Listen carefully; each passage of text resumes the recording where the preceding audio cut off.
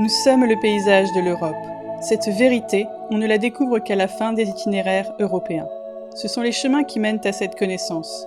Au commencement, nous ne savons pas très bien qui nous sommes. Nous ne savons pas ce qu'est la vie, le sens profond de l'être. Je tue il, nous ne sommes pas des abstractions mathématiques comme on veut nous le faire croire, et encore moins des abstractions philosophiques.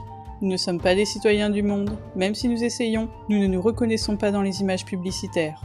Les itinéraires européens, ce sont les chemins de la naissance à soi-même. Le plus difficile à trouver est toujours le début du sentier, celui qui nous conduit vers nous-mêmes, vers ce qui nous fait aller bien. Heureusement, un jour, nous trouvons.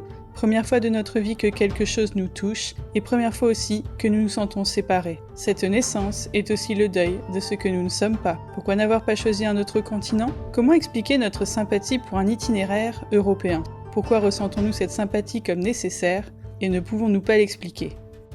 Les itinéraires européens, ce sont les chemins de la beauté. À l'orée du sentier, nous avons tous été orientés par une première expérience de la beauté, expérience solitaire la première fois et vertigineuse. La vie est imprévisible, nous devons agir sans pouvoir deviner ce qui nous attend et le temps est irréversible. Seule la beauté, cette beauté qui se présente à nous, peut être notre guide. Dans l'amour, le coup de foudre est la promesse d'un heureux foyer. De même, dans la vie, la beauté doit être pour nous la promesse d'une voie qui mène à notre plus complet épanouissement. Les itinéraires européens, ce sont les chemins de l'aventure. Chemins de terre, de sable et de pierre, chemins humides et doux, secs et ombragés, chemins des plaines et des bosquets, des littoraux et des falaises, des montagnes et des lacs. Désormais nos sens et notre souffle s'éveillent. Désormais nous avons un corps pour sentir et un esprit pour respirer, alors que nous parcourons, la joie dans l'âme, ce beau sentier sur lequel nous sifflotons gaiement. Les itinéraires européens, ce sont les chemins de l'amitié et de l'amour. D'une étape à l'autre, nous rencontrons d'autres marcheurs, avec lesquels nous faisons un bout de chemin. Hyacinthe, Lila, Hélios, ce sont des prénoms européens. Un été, nous nous sommes retrouvés réunis au bord d'un lac. Nous avons éprouvé les mêmes sensations, partagé les mêmes émotions et pensées. Harmonie intérieure-extérieure, manifeste par notre enthousiasme et nos sourires. C'est la première fois que nous connaissons cela, la réelle appartenance à un groupe. Notre langage est une musique naturelle, plus profonde, plus pudique que les mots. Les itinéraires européens, ce sont les chemins des Européens. Hyacinthe, Lila, Hélios, ce sont nos prénoms et ce sont aussi des êtres d'une nature qui nous entoure au quotidien.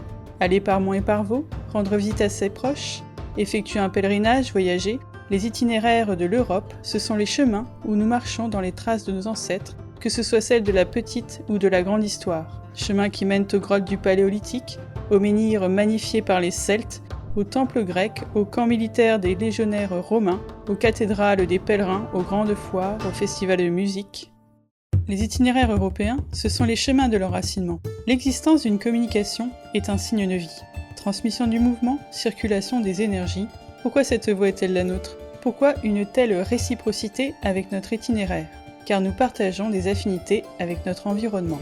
On nous force à nous interroger sur le pourquoi de ces affinités, mais autant nous demander pourquoi nous sommes nous venons d'atteindre les limites de la rationalité. La vie est un donné qui ne s'explique pas ni ne se justifie. Nous sommes nés comme nous sommes nés, et nos ancêtres pareillement avant nous. On ne raisonne pas sur la vie, il convient juste d'aller dans son sens. Nous sommes le paysage de l'Europe. Si Dieu a créé l'homme, la nature européenne nous a fait nous, Européens, à son image. Du moins, c'est ce qui apparaît dans les lignes de nos mains. On nous dit qu'il existe d'un côté la nature et d'un autre la culture, comme si nous étions de constitutions différentes, mais notre corps est fait des mêmes éléments. Sagesse, courage, tempérance et justice, on nous dit que nos héros et nos dieux sont une pure invention culturelle, mais le texte nous a été murmuré par les épopées géologiques. Nous sommes le paysage de l'Europe, autant qu'elle est notre paysage, elle nous anime et nous fait vivre, tant dans le corps que dans l'âme. Les itinéraires européens, ce sont les chemins de l'immortalité sur la Terre. Nous sommes jeunes, nous sommes vieux, tout cela est relatif lorsque nous savons que nous avons l'âge de notre nature, plusieurs milliers d'années. Nous ne sommes pas nés d'hier et nous ne serons pas vieux dans 100 ans, car un siècle n'est pas l'ébauche d'une ride sur le visage d'un être millénaire. C'est à la fin du sentier que nous comprenons cette vérité, que nous participons d'une lignée immémoriale. Enfin, reposons-nous et jouissons du simple fait d'être nous-mêmes. Les itinéraires européens, ce sont les chemins de la sérénité. Une balise, 2 balises, 3 balises. Il est étonnant de voir à quelle vitesse le paysage change. En quelques pas, on atteint rapidement 100, 200, 1000 mètres de dénivelé. Dans la vie, on ne se rend compte de la distance parcourue que lorsque l'on regarde derrière soi. il y a désormais une profondeur de champ, un horizon. Au loin, le point de départ, qui était toute une montagne, n'est plus qu'un minuscule point, anecdotique, et nos perspectives de vie excèdent infiniment notre champ de vision. Nous sommes restés là longtemps, entre amis européens, à contempler le soleil dans la vallée.